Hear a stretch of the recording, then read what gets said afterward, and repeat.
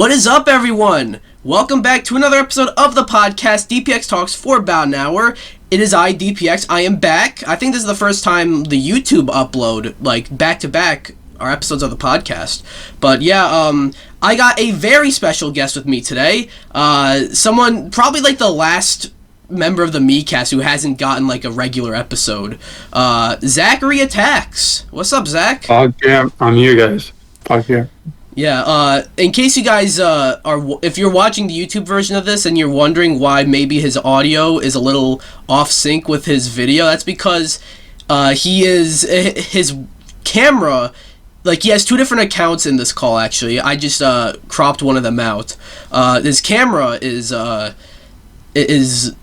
one account and his audio's on another account. That's also why you won't be seeing his little square lighting up with green.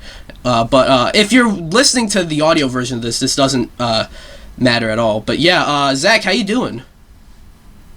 I'm good. Spring break, Yeah. So yeah, we're just gonna get right into this. We got some topics. Some of them are from last week, but what are you gonna do? First topic is, I usually like to do this whenever I have a guest on here.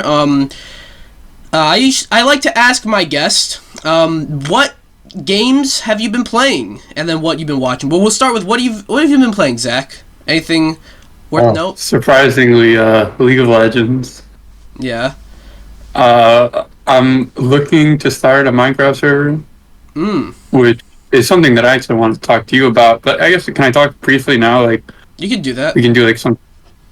You can talk about that. MiiKcast wise, I can give you guys the server IP. It's going to be in the latest snapshot of Minecraft 1.21, I think. Mm-hmm. Yeah, I think that would be cool. I don't know if you would, but I know Matt would probably. I'm sorry, Slash. But yeah. Yeah. And yeah, I also playing League, new season of Fortnite. Have you been playing Fortnite? I haven't heard you talk about Fortnite too much. You used to talk about it a lot. Yeah, Fortnite still gives me nightmares, but the new season's out, and it's pretty cool, other than the fact that they added something called Zeus's Lightning Bolt, which kills people through walls. That sounds, I don't like Fortnite. You guys might know that, but that sounds interesting and all. And yeah, there's not really much I've been playing. I finished Final Fantasy VII Rebirth last week. I got my review up, and I got my spoiler talk for that game. I got that up as well. And yeah, anything you've been watching lately, Zach? By the way, I just want to, if it looks like I'm ignoring you, I forgot to pull out, some of the topics, their sources, so that's what I'm doing right now. But yeah. What have I been watching? I rewatched Barbie yesterday. Oh. Pretty good movie. Yeah. Yeah, I just had, after I saw freaking Ryan, we'll talk about that later. Yeah, we'll talk about the Oscars later. What else? I've been rewatch. I haven't watched the X-Men animated series, and I'm almost done with season 3. Mm-hmm. Because I know that it's getting reboot / something on the 20th, a new season. And what else have I been watching? I rewatched Logan the other day. Deadpool 2. I'm a huge Marvel nerd. Yeah. So that's pretty cool. As for anything I've been watching, again, I haven't been watching that much, really. It's a pretty dead, point of the year right now. Yeah, I meant to watch Kung Fu Panda 4, but I didn't watch it yet. But yeah, Mr. Beast's in it. Yeah, I read that. That guy from Ford. And, apparently people don't like that he's in there, but yeah. So yeah, that's cool. And yeah, that's what Zach's been watching, and that's what Zach's been playing. There's a smaller topic I want to talk about. This was going to be one of the bigger topics, but I don't know, conversations kind of died down a bit. But Final Fantasy VII Rebirth came out recently, and I love it. I don't see any game beating it out for my game of the year. It's crazy. It's amazing. But this franchise, which is was very popular in Japan, apparently it's not doing too well in Japan, or at least the sales are low in Japan. So I'm reading this off of Push Square. It reads, we've said it once and we'll say it again. Direct sequels are harder to sell than most people realize. The latest Japanese sales numbers are in, and Final Fantasy VII Rebirth is the big talking point. Unsurprisingly, the RPG has immediately topped the charts with 263,000 copies sold, but that total, which may seem firmly impressive at first, puts the game well behind the opening figures of its predecessor, Final Fantasy VII Remake. When the first game launched in 2020 for PS4, it managed to move a whopping 703,000 units in Japan. Of course, there is additional context to consider here, since Remake was released during the height of the pandemic and people were craving at-home entertainment, but there's no getting around the fact that Rebirth has fallen massively short of nearing those numbers.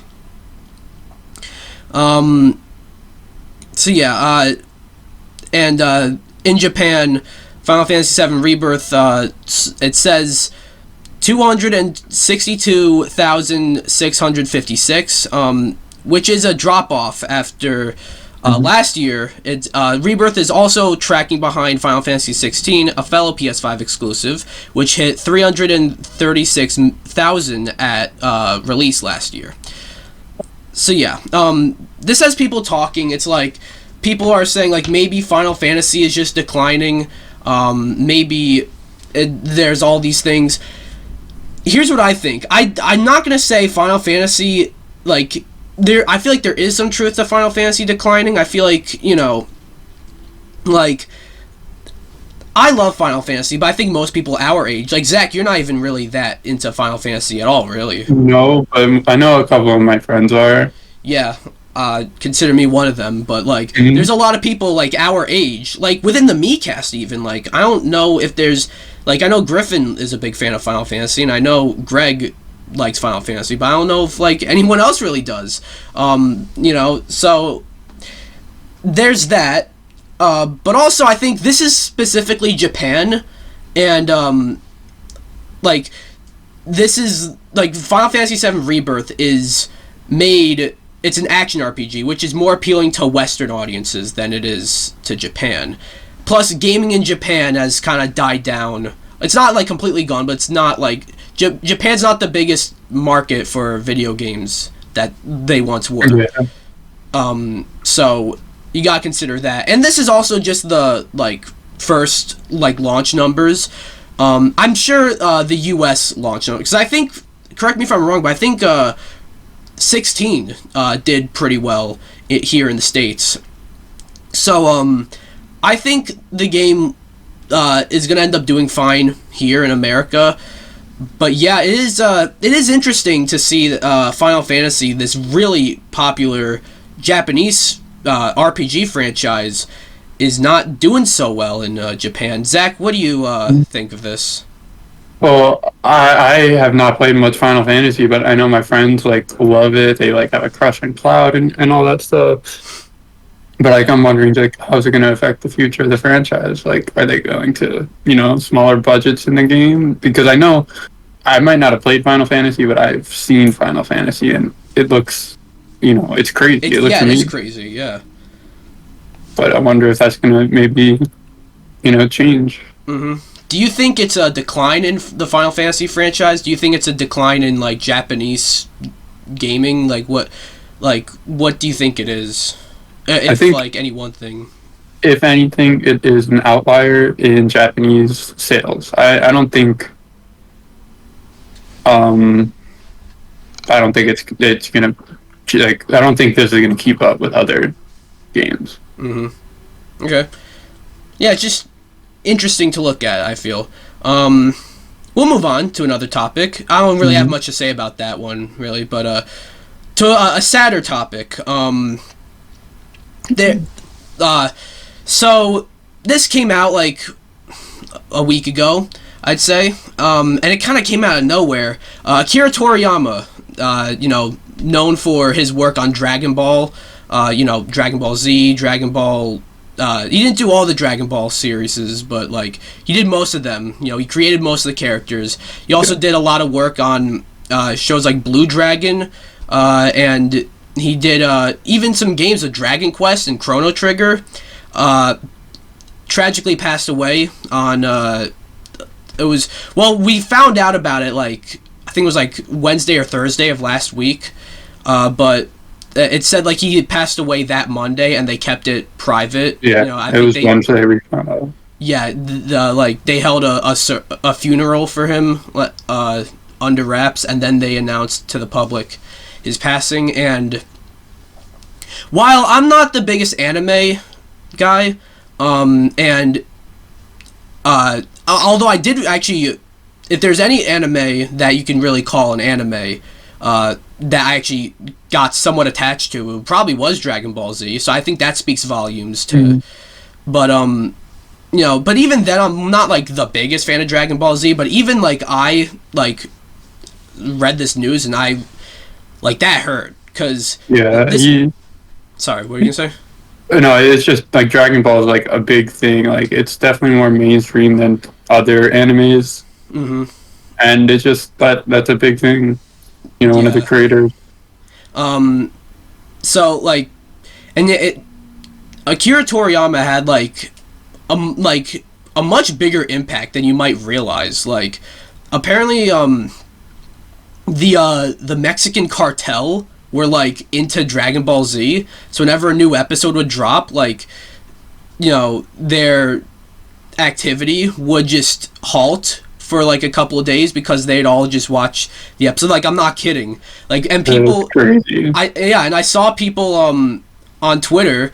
I'm not fucking calling it X. It's Twitter. I saw people on Twitter saying like, they posted a picture of Walt Disney and Mickey Mouse, like the statue at Disney, and saying they should make a statue of Akira Toriyama and Goku in Mexico. And I'm all for that, but yeah, and you see his inspiration in other things, like I saw like when someone posted about that, they showed a clip from Spider-Man Miles Morales, I think, and he does like like a Kamehameha, and Street Fighter. You might want to say this is a Hadouken. That's clear inspiration from Dragon Ball Z, and Sonic the Hedgehog, Super Sonic. It's clearly inspiration from Dragon Ball Z. So yeah, and like I said, like he has his marks on video games as well, like Dragon Quest. All those characters are designed by Akira Toriyama. Chrono Trigger, same thing there. And he's even still got some more projects. Like in terms of video games, he gets like Sandland is coming out like I think next month. Dragon Ball Sparking Zero comes out like later this year. And then there's a new Dragon Ball anime coming out later this year as well. So, even though he's gone, his work is still. It's gonna live on, but his work, he's still gonna have new work. And it's, I think we all, even if you're not an anime guy or girl, I'm not assuming anything. Even if you're not into anime and you're not like. You haven't watched Dragon Ball Z, you haven't played Chrono Trigger or Dragon Quest, or haven't seen any of his other shows, or I think like you can't underestimate his influence and his impact on just pop culture in general, and yeah, like it's I feel like we all lost we lost a real one. Zach, what are your thoughts on Akira Toriyama's passing, and do you have any attachment to like any of his works? No, I was never much of a Dragon Ball fan. Like the only anime that I would ever watch would be Pokemon anime, but I mean, I still like recognize Dragon Ball and its significance in the community, and it's a big thing that like one of the originals like died, and he what's the word? A lot of respect for him. He. I don't see Dragon Ball like going downhill anytime soon, and it's for him. It's because of him. So. Yeah, like to know how. If you want to know how impacted some people were about this, like I can imagine. Like Mexico. We're back to Mexico. I don't think it was either Mexico or Japan, or it might have been both. Like they got like a whole like crowd of people sitting around and watching Dragon Ball Z on like a big screen, like in an outdoor theater or something like that. Mm-hmm. Like this man really, he has an impact that like he impacted the world in a way that I don't think I can say about too many other people. Yeah, we lost a real one. We lost it's a major loss. But yeah, that's that. I wanted to make a video about it. Yeah, I was gonna actually make a video about it, despite me not being, too familiar with him necessarily. But I just never got around to it, and I figured to talk about it on here. Yeah, any final thoughts, Zach, on Akira Toriyama? It sucks, but there's not much to say. He was a good one. Yeah, rest in peace. Mm-hmm. Anyways. So yeah, we to change the mood a bit. 2 days ago was March 10th, and if you look at the way you put the first three letters of March, and then the number 10, you put them next to each other, looks like it says Mario. So because of that, I don't know when this started. I don't know when this trend started, but because of that, you get Mario Day. So March 10th. I don't know. Once again, I don't know when this started, but March 10th has been Mario Day. It sort of like reminds me of like Star Wars Day, May the 4th. Really. Yeah. So yeah, every year I try to do this every year where I celebrated Mario Day. A few years I did like a top 10 list on here. On my channel relating to Mario. One year I did an episode of Solo Missions about some weird Mario games. Then I skipped a year, and then last year I did a whole ranking of all of Mario's not 2D, just platformers. And if you're wondering where this year's Mario Day special is on my channel, I did one with the MiiKcast, and that went almost 2.5 hours. One of our longest episodes. Can you believe that's still not our longest episode, by the way? That's crazy. What was the longest? It was an episode about E3 one year, which was almost like 4 hours long. But yeah, there were some rumors. Pioro, a very credible Nintendo leaker, he's probably like the most trustworthy at this point, and has a really good track record.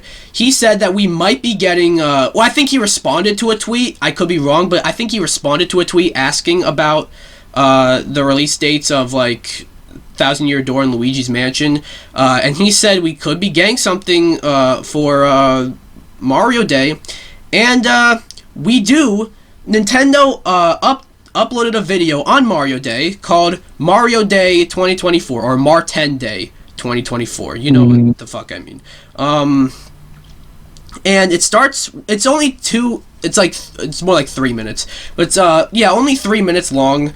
Of we got Miyamoto for most of the video, talking about the Mario movie, from last year, how well it did. I think that's.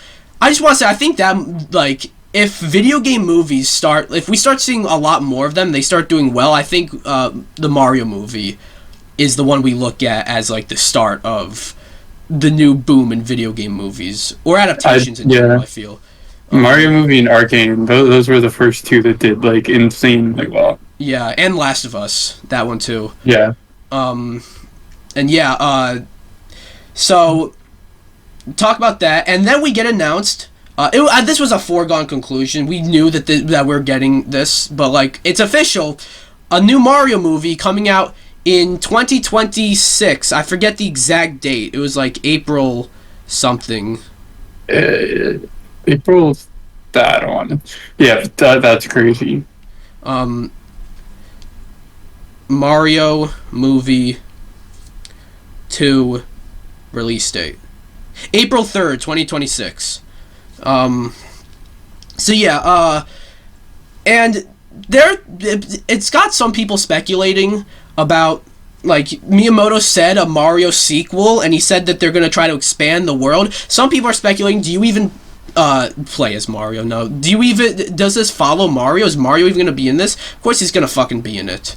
You know, they can definitely do they can definitely do a Luigi's Mansion movie down the line, or a Wario movie down the line, but I think maybe you do like 2 or 3 Mario movies, and then you kind of spin it off, I feel.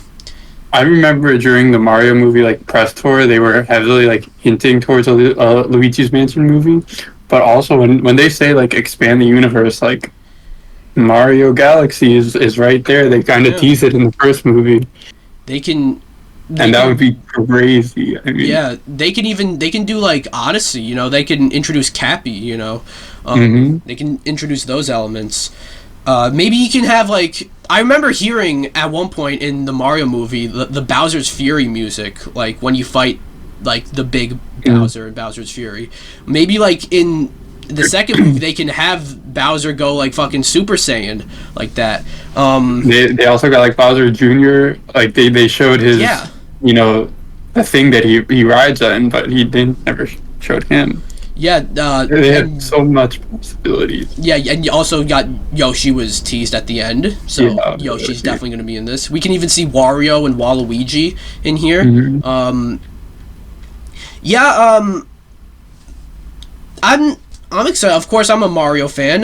My thoughts on the Mario movie was, it was a good movie. It's, if you're looking at it as like a movie, you know, and you're not a Mario fan, you're reviewing it because it's your job to review movies. It's not gonna be a good movie. You're not gonna like it. Yeah, I thought whatever. Yeah. If you're a Mario fan, you're gonna get a kick out of it. Of course, like even the Mario fans who tried to review it objectively and said, like, you know, there's not really a whole lot to this movie, even they, like, you can tell they got a kick out of it because they're Mario fans. That wasn't the only thing that was announced in the in that video.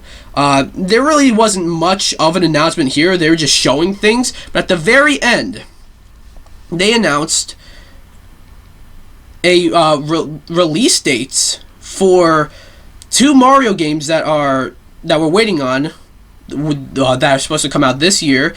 Paper Mario: The Thousand Year Door, which is going to be coming out on May 23rd, 2024, and Luigi's Mansion 2 HD, which will be coming out on come on.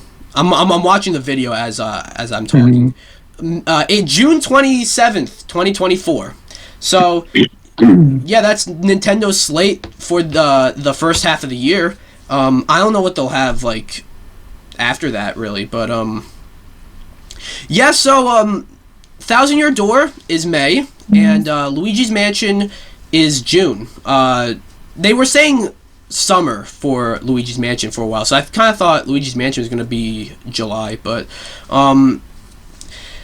yeah, so I'm excited for. I'm not gonna buy Luigi's Mansion 2 just because, like, I don't know. It's HD. Yeah, it's a remake, if I understand it. It's a remaster. That's not even like a full blown remake, but yeah, I like Luigi's Mansion Dark Moon, but I wouldn't. I don't know. I can pass on this one, I guess. Thousand Year Door, I think I might get, because that game is goated, and like, it's really cool to see it getting remastered. One thing I don't understand though is why, like, Nintendo's remastering a whole bunch of GameCube games. They did this with Metroid Prime, and they did it with Pikmin 1 and 2. Those were shadow drops. You know, they were announced and then released immediately, and then a physical version came a bit later. I'm not entirely sure why they waited a bit longer with Thousand Year Door. I don't quite understand that. Unless there's like some crazy new stuff in here and it's more than just a simple remaster. And it's $60. Like, Metroid Prime Remastered and the Pikmin games were not $60. They were $40. In fact, I think, like, separately, the Pikmin games were less than $40. And you get them together and they were like $40 or $50. But, the one that I really just don't understand, like, is Luigi's Mansion 2 HD, which I find it a little odd that they are calling that Luigi's Mansion 2, you know, but either way, that's going to be $60. What are we doing, Nintendo? Why is this remastered 3DS game that came out 11 years ago, I'm pretty sure, $60, you know? Mm-hmm. But DPX, you just said you don't have much of an issue with Thousand Year Door, a GameCube game from even longer ago, being $60. The thing is, Thousand Year Door is a critically acclaimed game, and also, I think Thousand Year Door, like right now, if you want to buy it, it's worth a fortune. So that's one thing. Luigi's Mansion Dark Moon, that came out on the 3DS. I'm pretty sure that was under $60 because it was the 3DS game. And I don't think those were as those are all like $40, man. Yeah. What are we doing here? Why is this game $60? I don't know. That's just my thoughts. You can clearly tell Nintendo's winding down because of the next Switch that got delayed into 2025, but you know, you can clearly tell here with their only like first party release that's like not a remake or remaster or anything is the Peach game that they have like slated for this year. Maybe we'll see Metroid Prime 4 this year. I'm really hoping we'll see that, because that game, the wait is honestly a bit ridiculous, but yeah, this is an interesting... I think it's... Most consoles in their last year, they kind of just phone it in.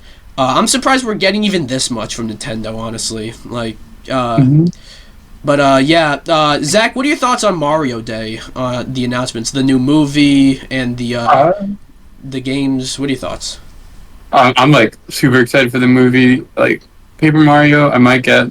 But like when I saw Mario Day, they said that they were gonna have like sales on a bunch of Mario games, and I was kind of sad that 3D Land didn't get a sale. Bowser's Fury, 3D World, 3D World, yeah.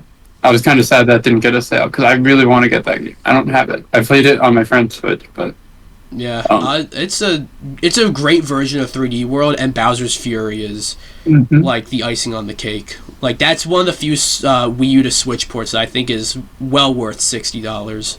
Yeah. But yeah, what are your thoughts on Thousand Year Door remaster? Well, I never really played Paper Mario as a kid, so I don't know much about it, but it's a Mario game. It can't be bad, right? So. Yeah, the Thousand Year Door is wild, by the way. Like, there's, like... I've heard a lot of good stuff about it. Yeah, and it definitely has stuff in there where it's like, Nintendo, you guys put this in a Mario game? Like, you would not... Like, there's a part where you can, you have the option to lick an enemy's feet. Ooh. Yeah, Zach really liked that. Sure. But what are your thoughts on Luigi's Mansion 2 HD? Like, what are your thoughts on that? Well, Luigi's Mansion was, like, always a classic, and if I remember correctly, there's been a Luigi's Mansion on the Switch, right? Yeah, the 3 was on the Switch. Yeah. So it's kind of dumb that they're, like, quote-unquote going all out when they're not really going all out. Yeah. But...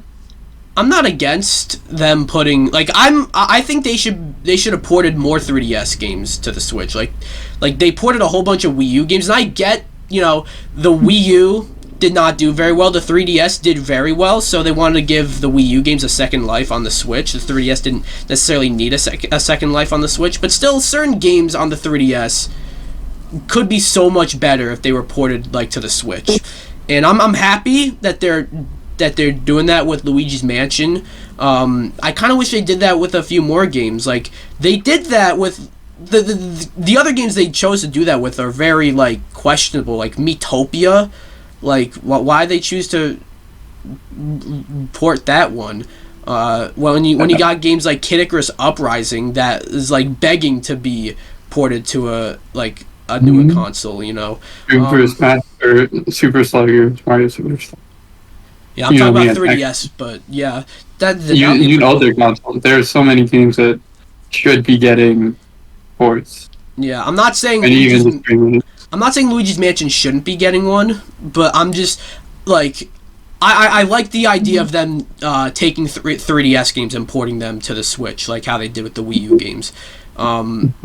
I think Luigi's Mansion is a decent place to start, but like, why are they starting now is what I'm wondering. Paper Mario, I'm all for them remastering that game with the trend of the them re-releasing a bunch of GameCube games. But yeah, those were the Mario Day announcements. Zach, any final thoughts? Yeah, just about like the Switch in general. I don't know if you talked about this in your podcast before, but like, new Pokemon game announced a couple weeks ago, and it says that it's coming out in 2025, and it says that it's coming out on the Switch. Do you believe any conspiracy theories that it may not actually come out on the Switch? Here's what I think. I think they're not gonna. I do. Huh? I do believe the conspiracy theories that it's gonna also come out on the Switch too. Didn't it say the Nintendo Switch families or family? I have no idea what it said. Because like I watched the Pokemon Direct, and I don't know why, because I'm not a big Pokemon fan. But I watched it, and I didn't like care enough to really pay attention to little things like that.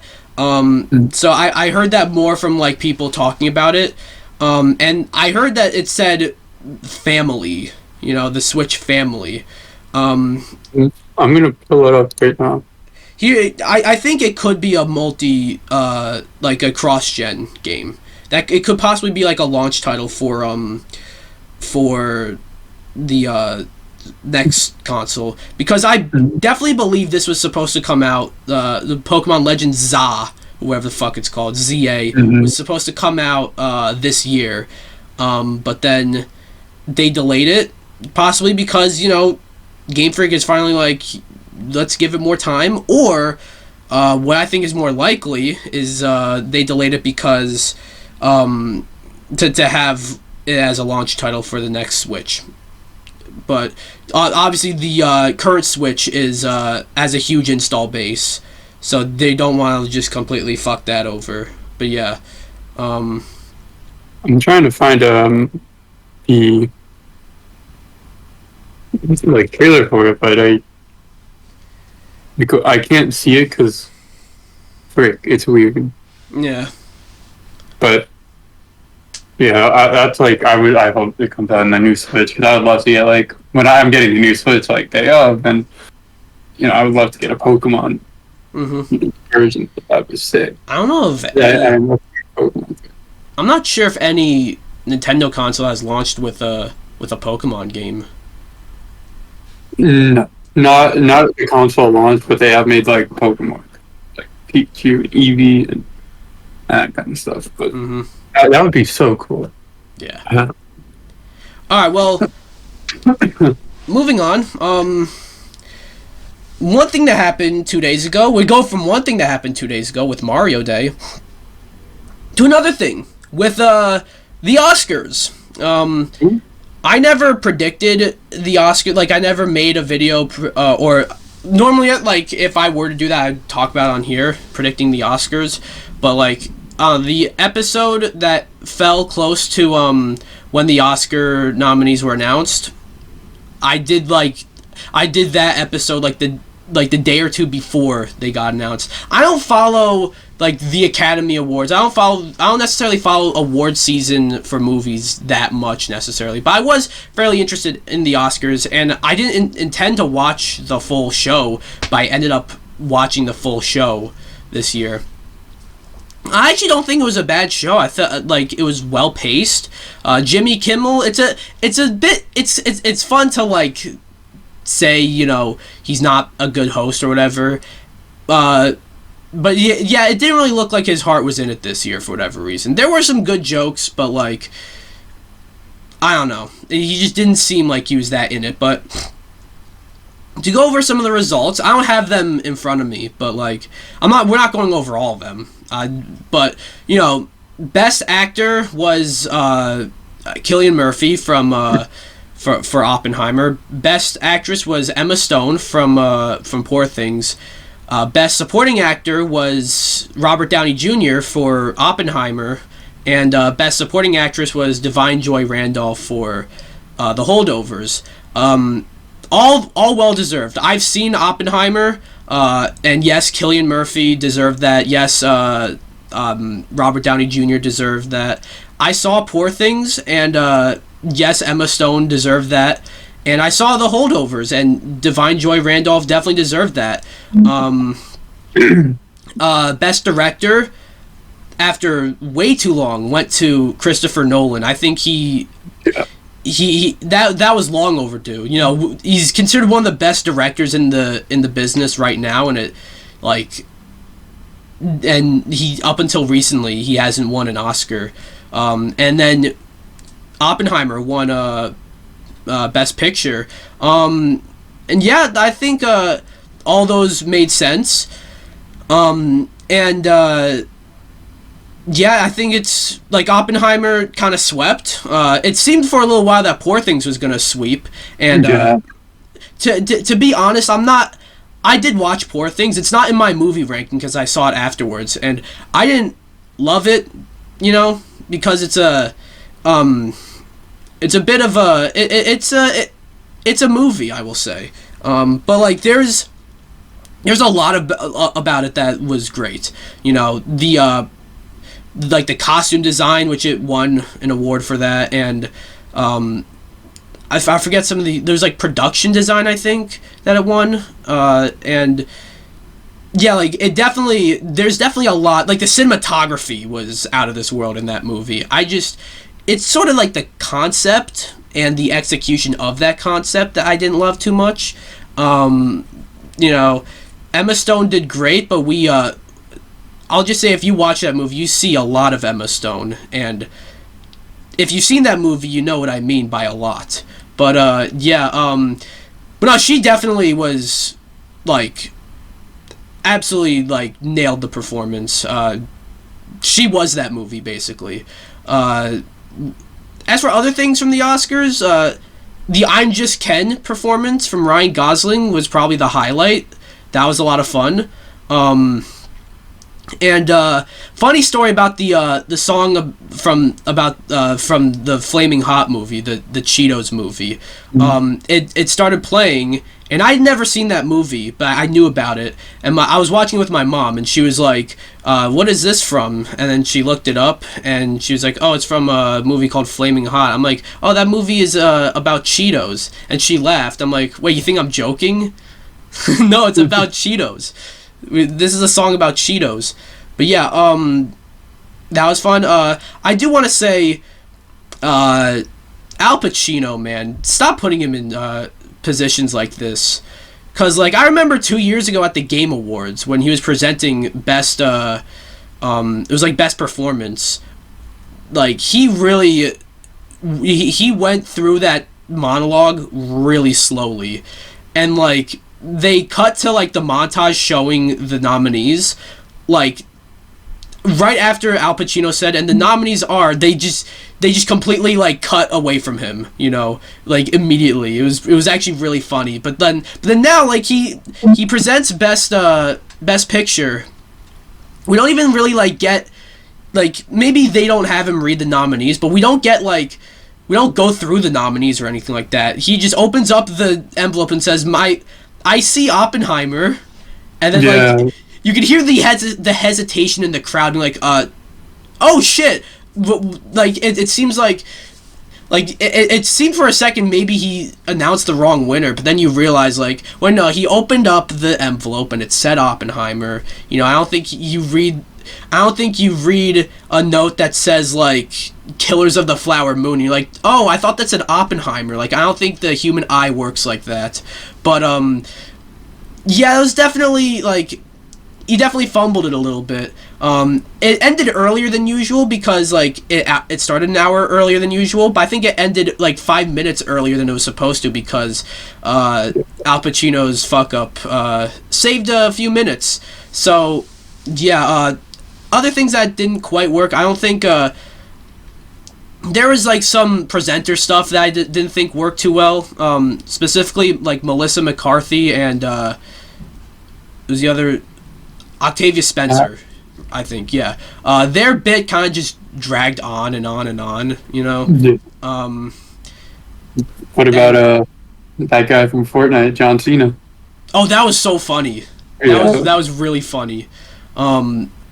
Yeah, but like, you know, it was kind of, I don't know, you're just seeing a card that was just floating around, you know? You know that like the people in the front row got to see a lot more than a card.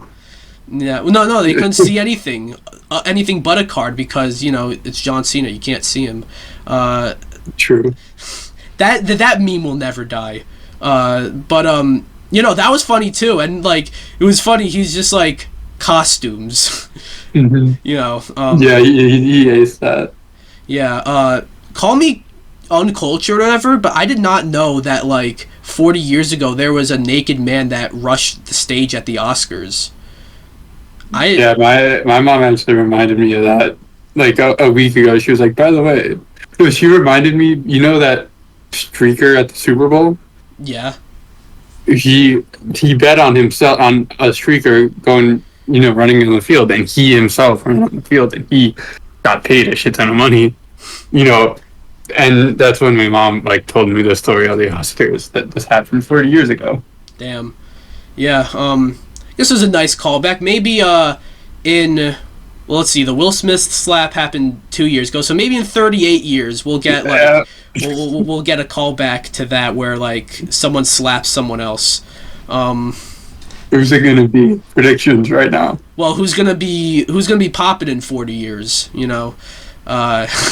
Well, let's just say The Rock. Like, he's always going to be popping, right? The Rock, put John Cena back in there. Give them, like, a wrestling match on on stage. Yeah. The Rock and John Cena just fighting when they're, like, 80. Yeah. Dude, that was actually crazy. Like, after John Cena presented the award, like, you saw him shake hands with The Rock, you know, like, kind of interesting seeing that in, like, anywhere other than, like, a wrestling setting, but yeah, but overall I thought the show was well paced, and yeah, I got like it was like, and also there were some nice speeches, specifically the one about I forget what the movie was, but I think it was like the movie that won best documentary. The guy had a speech about the war in Ukraine and about how like making movies and just movies in general is a perfect escape for like horrible stuff like that, which gave me goosebumps hearing that, you know. And yeah, it was a very well paced show, very entertaining show, and something that doesn't happen too much with the Oscars. It was a good show, I feel. Zach, what are your thoughts on the Oscars? Well, I have a hot take that I didn't know Margot Robbie was not nominated. Like, I really like the Barbie movie, like, over Oppenheimer, I'll take. But yeah. I was, like, really surprised, because I thought she was, at the very least, nominated for Best Female Actress, and she wasn't. I think that, like, I didn't watch Poor Things. You know, like, I still think Barbie was. Yeah. I'm even, like, well, before I watched Poor Things, like, I had heard about, like, some of the other award shows that Emma Stone won, and I'm like, she's probably gonna win at the Oscars, but Yeah, but she probably did like a great job. I haven't watched it, but like Emma Stone is a great actor. It's yeah, just, she's great. I think Margot Robbie just in Barbie, like I don't see how anything can top that. Well, okay, I want to say something that might come off as a little whatever, but like I really liked Barbie. You know, I was a bit mixed on it in my review, but I did end up watching it again, and it definitely grew on me, and it was probably my top 10 for last year. I don't think, like, it's definitely the type of movie that gets nominated for an Oscar, especially because you have, like, the directing and writing talent involved. But it's not necessarily, I don't see it as a movie that wins too many awards, you know. Like, it won Best Song, and I thought it was a shoo-in for Best Song, but I kind of thought I'm Just Ken was going to win, to be honest. Yeah, I was hoping that too.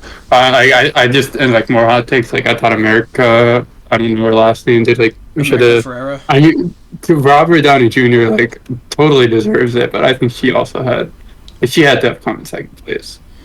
Yeah, I don't know, I just never really saw, I didn't think Margot Robbie had like, not that she was bad or anything. I just didn't think her performance was like Oscar worthy. You know, Ken, like, or I'm calling him Ryan Gosling had like he kind of stole the show in that movie. You know, so like it makes sense why he got nominated. But what doesn't make sense to me, I really do think, despite what I just said about how I don't like see, you know, I do think Greta Gerwig should have gotten Best Director. I knew you were going to say that. Yeah, I like, do think she 100%. Like Christopher Nolan deserves it over Greta Gerwig, but shit.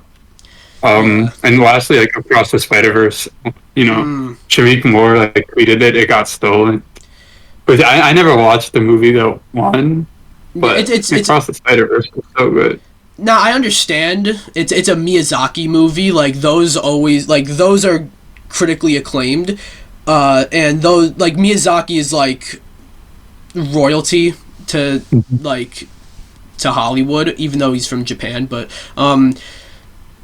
the thing is, that's a bigger problem with the Academy and how they treat animation. Like they gave animation its own category just so they wouldn't have to nominate it for anything else. Like you notice how every year, every single Best Animated Movie nominee, every single one of those movies only get nominated for that one category. You know, like maybe Across the Spider-Verse, to most people, I feel, or like the people at least like in charge here, maybe suggesting that should have been a Best Picture nominee, which I actually like objectively think it should have been, but maybe it doesn't get nominated for Best Picture, but at least fucking nominated for like maybe score, you know? Yeah, I was gonna say like songs, like Spider-Verse songs are nice. Yeah, I still think Billie Eilish like probably would still win over Spider-Verse, but yeah, but like at least nominate him. But like even beyond the like an individual song, like the score of that movie is like it actually like affects some of the scenes, you know. But yeah, I understand why The Boy and the Heron won, because that's Miyazaki, and if his word is to be believed, I feel like he's one of these guys who said this, but then always like goes back on it. But if his word is to be believed, that was probably his last movie. So maybe the Academy's like, all right, we'll give it to Miyazaki this time. But still, like, and Beyond the Spider-Verse will get the actor. Yeah, I think like if Beyond the Spider-Verse is anywhere as good as Across the Spider-Verse, and it's only nominated for Best Animated Film. Like, the Oscars, like, the Academy should just announce, like, you know, no animated movies allowed. Isn't it crazy? Talking about Beyond the Spider-Verse, it was originally supposed to come out next week. Yeah, that's insane. That is crazy. Yeah. March 21st or some shit? Or maybe it was the 26th. I forget. Yeah, no, but it was definitely this month. But yeah. Yeah, that's the Oscars. Any final thoughts on that, Zach? I'm just a Barbie fan. That's it. All right. Next up, we got an interesting update on a game that kind of just fell off the face of the planet. Y'all remember Multiversus? That game was a game I was excited for, and it came out, and despite what some people might tell you now about how that game failed, that game did not fail, at least at first. That game took off. No, it didn't. It had like a week, and then it failed. And even after a few months, even though it wasn't popping off, it was still doing decently well. There were still people playing it. Not nearly as big as many people as like there were at launch, but that's any game. But then after a little while, the game started to fall off. We went like a whole 3-month period without a new character. And it was like they kept announcing these new skins and stuff like that, and I was like, this is cool, but let's get a new character. But then you kind of realize this was a beta, And I think what happened was it was just supposed to be a beta, but then it did so well that Warner Brothers was like, nah, keep it out, keep it going. And then it started to feel like an actual full release, and it definitely did way better than I think anyone at Player First Games, the developer, expected. It did better. It did way better than I expected. So it was a cool unique game. I played it, and I don't play much fighting. Yeah. So the game was taken offline at some point last year, and was announced to be going back online sometime in 2024, and it was silent until I think it was just yesterday. At the time of recording, it was just yesterday. They uploaded a video to the Multiversus YouTube channel and announced that on May 28th, Multiversus will be coming back, and with some new stuff, like a PvE mode. It's been redone in a brand new engine. I'm gonna read off some of it on Engadget over here. So I'm gonna scroll down a bit. Multiversus is Warner Brothers' take on the Super Smash Bros. Series. The aim is to weaken enemies enough to knock them off of a platform. Instead of controlling the likes of Mario, Link, Pikachu, and Sephiroth, kind of weird that they said Sephiroth of all characters, but hey, my boy. Yeah, what the heck? The roster is made up of characters from across WB properties, including DC, its movies, hence the inclusion of LeBron James from Space Jam 2, the sequel to the most epic movie of all time, and even HBO. Yeah. It's an enjoyable 2v2 take on the format.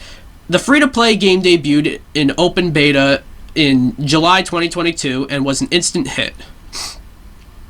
It brought in 20 million players in its first month. However, the player count dwindled quickly, at least on PC, amid complaints of a lack of updates and new characters. Developer Player First Games said last March that it would take the servers offline in June so it could work on the game ahead of its full release this year. One aspect of this that angered some fans was the fact that many spent money on the game to unlock characters and cosmetics, only for it to go offline for what turned out to be 10 months. Along with the full release of the game, along with the full release date, the game director Tony Hyun, sorry if I butchered that, announced some of the updates to Multiversus. There will, of course, be new characters. Hyun didn't reveal any of the fresh faces, but I have my fingers crossed for a couple of names from Succession and The Last of Us showing up. Okay, well, I can guarantee you no one from The Last of Us is showing up because that's Sony. But you can also Barbie. That would be cool. Although I don't know if Warner Brothers owns Barbie, they put out. That's true. It is. But you never know. You can also. They don't own LeBron James. Technically. That is true. Yeah. You can also expect more stages in. Okay. Player First Games rebuilt the game from the ground up in Unreal Engine 5 to improve character lighting and the visuals. Hyun says the team incorporated new rollback netcode to minimize lag for online play and to ensure consistent performance. There will also be a player versus environment mode that will allow you to play the game without having to square off against other players. Multiversus is returning just after Warner Bros. Discovery announced plans to focus more on live service, mobile, and free-to-play games with a long... that stuff isn't necessarily. I didn't mean to say that word twice, but... So yeah, Multiversus is coming back in May. And I'm optimistic. They're gonna announce some new characters later on, which is something that, like, season 3 of Multiversus, I remember, went on for like 3 months or something, and there was no new character in sight. The season before that had, like, you know, Rick and Morty are both really hype, but like Stripe and Gizmo from Gremlins, I love Gremlins, but like that's not gonna get most people excited. And Black Adam was in there just to promote the Black Adam movie, and the Black Adam movie didn't do so well. And then in between season 2 and 3, I remember they dropped Marvin the Martian, which was really cool, but then they just stopped. So they need to add more characters. They also need to add more content, you know. An arcade mode, I think, was a good place to start, even though that took them a while to add. A PvE mode is pretty neat, but let's get some more stuff, you know. Maybe, like... Yeah. Maybe don't have, like, a whole-ass single-player campaign, but maybe, you know, something. You know, you can have, like, some mini-games, like a target test mode from Smash. You know, Nickelodeon All-Star Brawl 2 did stuff like that. That would be insane if they had, like, you know, a single-player campaign with all those characters, and they find, like, a really good story to work with. Mm-hmm. That would be crazy. Yeah, so that's cool. I'm optimistic. You know, I hope they don't do any stupid rotation with the characters, you know, because what they did when the game came out was, like, there was a select few characters that were available. You can play as them for free. But you like, after that rotation was done, they weren't playable anymore unless you spent real money on them. That's the same thing League of Legends does. Yeah, but that's Riot Games. They do that shit all the time. But if you want people to, like, actually stick around, don't do that. You know, don't, like, because that doesn't work as well as you think. And I just want to mention, this doesn't have to be its own. Well, I'll ask you what you think about Multiversus coming back before I go off on this little side tangent, Zach. What do you think about Multiversus right now? I'm pretty excited. Like, it has a lot of potential, and it's really up to them if they decide to use all that potential. Mm-hmm. But, like, I'm definitely gonna at least give it a shot. I'm pretty excited to try it out. But it's really up to them. Like, I hope it's a good game, but it's up to them. Yeah. I say the same things about a lot of other games, and they do not, you know, it doesn't actually happen. Mm-hmm. Now, a little side tangent I was about to go on was the end of that article mentioned, again, that Warner Brothers announced that they are doubling down on live service games. And they say single player is dead. Now, I want to remind you all that last year, in 2023, this probably isn't going to be its own topic. I'm just going to place this. This is just going to be here. 2020, the best-selling game of 2023 was Hogwarts Legacy, a single-player game. You want to know who fucking published that? Warner Brothers. What game came out, like, just last month and is already not doing well? Suicide Squad. That's a multiplayer game ever. A live service game. Who published that? Warner Brothers. Multiversus, it took a while, but it eventually started to fail. That's a multiplayer game. Who put that out? Warner Brothers. You even go back to Back 4 Blood. Multiplayer game. Live service game. It failed. It doesn't even exist anymore. You can't even play it anymore. Who put that game out? Warner Brothers. I don't understand their mentality of single player is dead, live service games is the future, when every one of their live service games have failed, and those single player game they put out became their best-selling game of the year. Do real people run this company? No. I don't think there's no way a real person actually looked at their track record here and came to that conclusion. It blows my mind, you know.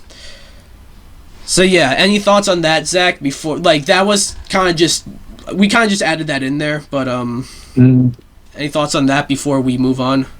You know, like, say the same thing about Epic Games and them just being really stupid with their Fortnite updates. And also, frick, the Hogwarts, whatever. Frick that game. Okay, well, moving on. This was going to be one of the bigger topics, but, I feel like most people have said all there is to say about it. Game called Stellar Blade is, we don't have to dwell on this one too much because, like I just said, people have said their piece on it. But a game called Stellar Blade is set to come out sometime next month, and I think it looks pretty decent. I think I'm going to check that out. But by accident, Shift Up, the developer, dropped a demo for the game on PlayStation. It was not supposed to go up, so they dropped it, and pretty soon after they took it down. But obviously there are some people who were able to download it. Here's the thing, though. Even if you downloaded it and you didn't delete it, Sony removed the game from people's libraries. Which I don't inherently have a problem with that in this particular instance because this wasn't supposed to go up. You weren't supposed to have it. The thing is, though, is like you look at the bigger picture and it's like this is concerning for like a potential all digital future.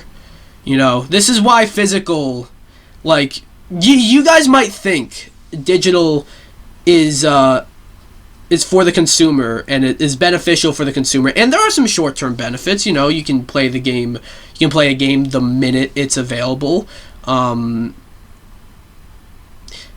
That's about it, honestly. But you know, the thing is, though, if we're going all digital, companies if they can do this, they can do that with any of your games. They can just take away any game you have, you know. Mm-hmm. Like, and that's just, I don't know what else to say, really. It's just, you know, they didn't even do this with PT, which was infamously like a game that was like a kind of like a teaser, you know, for Silent Hills. Silent Hills got canceled, and then they pulled PT from the PS Store. But people who downloaded the game on their PS4s still have it, and you can still play it. And PS4s with PT pre-installed go for a shit ton of money on eBay. They didn't even like pull PT from people's libraries. They pulled this, which again, this was never supposed to drop, or I think it will drop intentionally at some point, but like it wasn't supposed to drop yet. So like if we have an all digital future, companies can just take like a game out of your library. Like it could be something that you paid for. They can just pull it away from you just like that. That's why you got to go physical, you know. Because you might think that digital is benefits the consumer. It really doesn't, you know. Because all it does is, yeah, you don't have to go out and buy anything, or if you order it online, you don't have to wait for it to arrive like halfway through the day, or even worse, like get delayed. You know, if you pre-order a game on like digitally, or not even pre-order it, you can buy it the moment it becomes available. But like it's harder to refund your games digitally, you know, unless you're on Steam. But like, you know, and companies can do this. So yeah, Zach, what are your thoughts? Yeah, I the whole digital, like, that's like a big thing. I like doing both, but like I don't think a company would do anything without bad reason because they don't have much protection. Like if they were to do something for no reason, Mm-hmm. like, take away a game that you paid for, that, because they would get sued to oblivion if they did that. Yeah. But it's still like, it is like important to notice that it is possible. Like any, even like Nintendo can do that, and to Switch games, and Steam can do that. Mm-hmm. It's not just Sony, although Sony's kind of a dick company, but there's also other dick companies.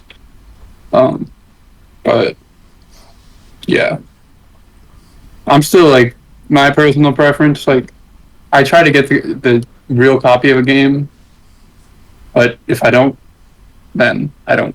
Yeah. Like, for example, I'm buying whatever whenever the new Pokemon game, I'm buying that the first second it comes out, Okay. digitally. I mean, that's fine. I'm just saying, like, people could, like, companies could remove your stuff like that. So yeah, it's definitely like a worrying thing about the future of, like, an all digital future. But yeah, moving on. This dropped this morning. A horrible leak at Insomniac happened a few months ago, and it revealed a whole bunch of stuff, a whole bunch of employee information, and like, it was definitely done with, like, malicious intent. It was just horrible. One thing that was found out was a whole bunch of games that were in development. Some got canceled. One of those games was a multiplayer Spider-Man game from Insomniac called Spider-Man: The Great Web, and a trailer for it leaked online this morning. So this is coming to us from Forbes. In the wake of the Insomniac hack in December 2023, we learned that the developer was working on a multiplayer Spider-Man game called Spider-Man: The Great Web. Then a bit later, images surfaced from the game, now a full-on trailer that makes the game look like close to a finished product. As in, you could have convinced me this was a genuine reveal trailer for a game that was about to come out within a year, but it was ultimately canceled, not because of the hack. I'm not going to embed the Great Web trailer here. Okay, just talking about why they won't put the trailer there. But the trailer shows off co-op gameplay that appears to be up to 5 players at a time. Given that each Spider-Man game comes with roughly 70 alternate skins, alternate suits, you can imagine it was not hard to find costumes for players, multi-Spider-Men, but also Spider-Women, this time as we can see Spider-Gwen as playable in the trailer. There's also Spider-Man 2099, Ben Reilly, and even what appears to be a playable Venom.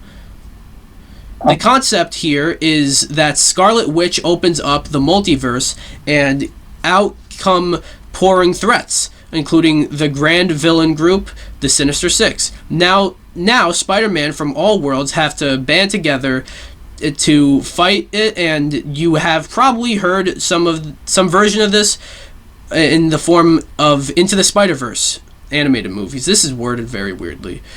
This isn't that stylized. It's very much still Insomniac Spider-Man, including Peter, voiced by Yuri Lowenthal. But it's something many players are now mourning they'll never play. Here's the voiceover from the trailer via Gaming Insider, so we won't click on that. But yeah, Insomniac were working on a multiplayer Spider-Man game, and it got canceled. But yeah, some stuff leaked about it, and even though I feel like PlayStation their pivot to live service games was not a very smart move. Especially since you have all these live service games, you're going to be competing with yourselves, because the point of a live service game is to keep people coming back to that one game. How are you going to do that if you have multiple games that you want people to keep coming back to? You know, other games are going to suffer. I thought that, and then Helldivers 2 came out, and that is doing really well. I'm planning on picking that up at some point, because it's apparently really good. But even I still believe what I said, because like they're still going to be competing with themselves. They're going to have Helldivers 2, then they're going to put out like maybe Concord is scheduled for this year. They're going to put that out. And you just have Concord and Helldivers 2 competing with each other. But even still, like, I think, you know, you make a multiplayer Spider-Man game, and you introduce the multiverse to it. I think that's a pretty cool way to make it.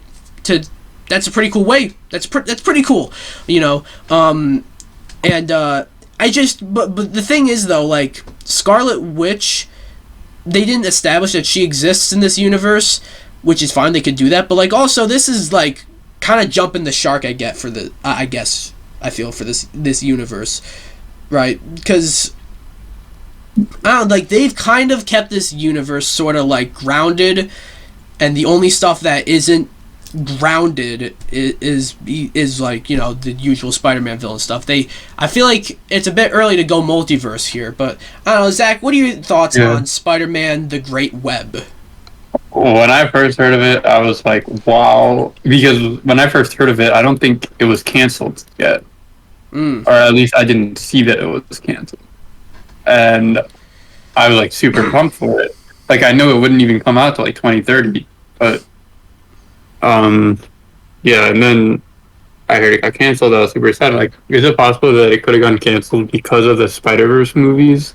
Like that they're already doing that, and they want to just save a game for it. Like, you know, maybe release it post Spider-Verse. I don't know if the Spider-Verse movies had like an effect on this game getting canceled. In fact, I think the Spider-Verse movies might be a reason to release this movie. It was probably like some sort of development issues, or like Insomniac, they don't. Here's the other thing, like Insomniac doesn't make multiplayer games. Sony's forcing these companies who are great at single player games to make multiplayer games.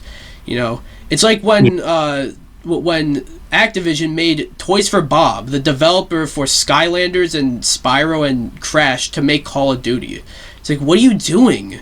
You know, so like but it sounded like it was coming along nicely, and it sounded like it was, you know, it looked almost ready to be released. So yeah. Sorry, I have to plug in my phone really quick. That's all right. Zach is in portrait mode now, and now he's not. He's in landscape mode.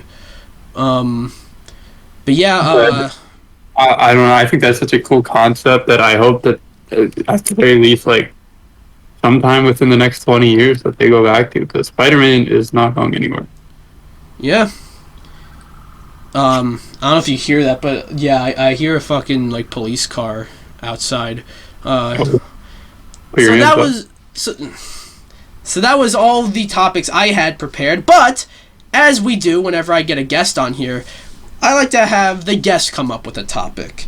And we had Zach come up with a topic, and he came up with a not usual topic, you know, maybe like sometimes like I get a guest who wants to just talk about a news story, or they want to talk about like an editorial sort of topic about, like, you know, what game do you think deserves a remake. But Zach chose something very unique, and we won't get like into too many specifics, right? We won't reveal too much, but why don't you talk about what it is you wanted to talk about, Zach?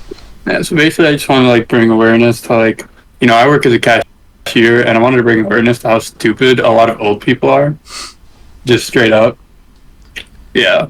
So, you know, I got some funny stories like at a cashier, where, you know, old people are like, they put in their credit card, it says declined, and I tell them that it gets declined, and they proceed to do the same thing for like 10 minutes. Like, I wish I was over exaggerating, but I'm not. And do you help them at all? There's not much I can say. I tell them that their card gets declined. Do you want me to call your manager, or do you want me to cancel an item? And they're just like, no, I just got this card. And it's, You mean like, I don't mean to keep interrupting you, but you mean it's like their card, like there's a problem with their card? Well, sometimes, but also like they just don't have enough funds in their account, and they don't understand that. But sometimes there is a problem with their card. And like another thing is like, when people swipe their card, like, when you swipe your card to pay for stuff. Yeah. They do it so slow and it doesn't get read. And they're like, looks like my card isn't working. Like, that's... And then something that more recently happened the other day is, at least at my grocery store that I work at, they ask for your phone number, like, if you have an account with the grocery store. And they ask for that on the same screen where you pay. And someone literally put in no. Like, they said, no, I don't have a phone number. And then they asked me, where do I put in my phone number? And it's just, and obviously these people are, I'm nothing against people. It's just a lot of them need to learn technology. Okay. But yeah, that's probably like the worst. I'm just complaining, but that's probably the worst part of my job. I hate people who are clueless. So, yeah, those funny cashier stories, I have a lot. Yeah, do you want to tell a particular story? Those were two of them. I can think of another. I think we got time for one more, I guess. This is like another story. It's also like sort of me complaining, but like those big things of water that people get. We, like, as cashiers. You mean like cases of multiple water bottles? Yeah, like 36 bottles. Okay, yeah. We have cashiers, like we have a radar gun, But people, especially this one guy, he bought 9 cases of water, and he put each of them on the conveyor belt, and I had to carry all of them into the cart when he could have just kept them in his cart, and it's really cringe. Oof. Yeah. Well, you got to do some lifting, you know what I mean?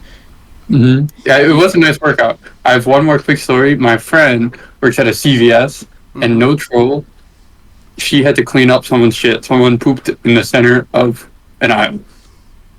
The fuck? Yeah, this happened in Delaware, but it happened, and it's not a pleasant experience. You heard it here first, folks. Yeah, don't shit in the center of an aisle at CVS. Yeah. Especially in Delaware, because that's where my friend worked. Damn. Was not expecting that. That was a very unexpected end to this episode of the podcast, unless that was not all. Is that... No, yeah, that was it. Okay. Well, Zach, that'll do it for this episode. Thanks for stopping by. The very long-awaited... the long overdue having you as you were on here before when we did that No Way Home spoiler talk, but in terms of going over news topics and stuff, this is the first time I've had you on here, and you're the last one that we were waiting on. But yeah, so thank you for stopping by. Anything you'd like to plug? Anything you got coming up? I've been streaming a lot, twitch.tv/HeMonsPro, and then on YouTube, Zachary Attacks. It's Morbin time, and I think that's it. All right. And of course, if you're watching this on YouTube, go over to the audio version. DPX Talks for about an hour. I'm on SoundCloud. I'm on Spotify. Working to get myself on other platforms like maybe Apple or Amazon. Be sure to subscribe to me if you're on the audio version of this. Go over to my channel and subscribe. I've been doing decently well. 740 something subscribers. Let's keep that number going up. This is the second YouTube upload in a row that's a podcast, but I'll have more non-podcast episodes. very soon. I'm working on the top 10 list that should be out by the end of this week. But yeah, be sure to follow me Twitch, Twitter, Instagram, join the MiiKcast Discord server, and yeah, I'll be back in a few weeks. Actually, I'm gonna do the recap for this year's WrestleMania in a few weeks. So I'll be back with another episode of DPX Talks for about an hour with that, and then another episode in April going over some more news. But yeah, thanks for stopping by. We'll see you guys next time. Goodbye.